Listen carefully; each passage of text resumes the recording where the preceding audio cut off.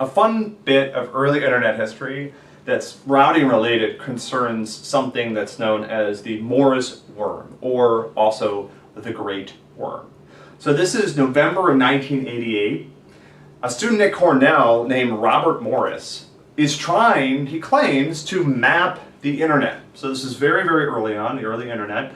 There were, I think at that time, about 60,000 machines that were connected to the internet. So the internet was fairly small. And the way that Morris proposed to do this was to use something that's called a computer worm. Let me explain how a computer worm works. So a computer worm tries to infect other computers on a computer network. It exploits some vulnerability in some of the software that they were using, and there were several vulnerabilities that Morris identified and exploited. And when a worm arrives on a particular computer, let's say this is my computer here, what it tries to do is spread to other computers on the same network.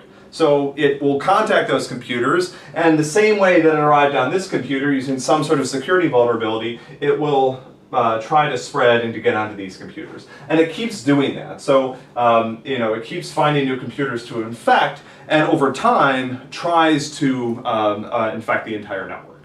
And again, Robert Morris's stated goal, was to try to map the internet. So he's trying to find all the hosts that are online, and this seems like a reasonable way to do it. Just write this little program and have it infect all the computers online, and then once it's done that, it's going to report back a little bit of information, and we can build a map of the early internet and how it's connected. Here's the problem. The problem is that this worm, one way of designing this particular worm would have been if the worm was trying to infect a computer and it noticed that there was another copy of that worm that was already there, it would not infect the computer. And that would have been a reasonable way to design this particular program. However, Robert Morris was concerned about the fact that people might try to defend themselves from this worm by just claiming that there was a copy there when there wasn't. And so what he did is that let's say this worm is going to go to this computer, and the worm already is here, it already arrived from another computer, but what this time when the worm tries to infect the computer, it's going to do the following. It's going to flip a coin basically, and 1 out of 7 times, even if this worm is already here, it's going to install another copy of itself. So unfortunately, this ratio is too big. And what happened is, even though 6 out of 7 times the worm would not reinfect a host that it had already infected, over time, that 1 out of 7 was enough that computers ended up running hundreds, thousands of copies of this little worm program. And the problem was, this little worm program, I mean, it didn't do much, but once you had like 1,000 copies of it installed, it slowed down the machine to a crawl. And so this worm basically brought down the entire internet. 1998, November 1998, this is launched, and pretty soon the entire internet is infected. And every computer on the internet has like tens of thousands of copies of this worm running. And these are early computers, it's 1998, and so they can't do anything else.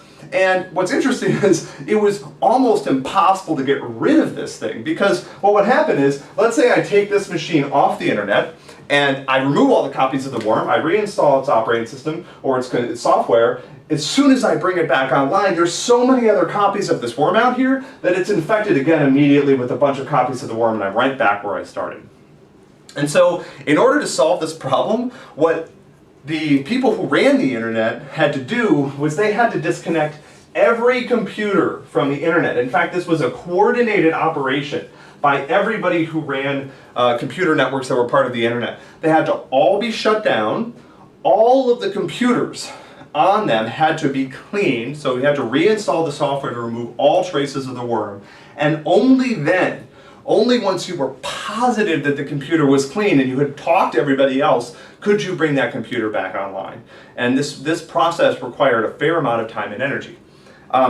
Morris ended up being convicted of a felony for doing this. He didn't serve any jail time. I think he did some community service.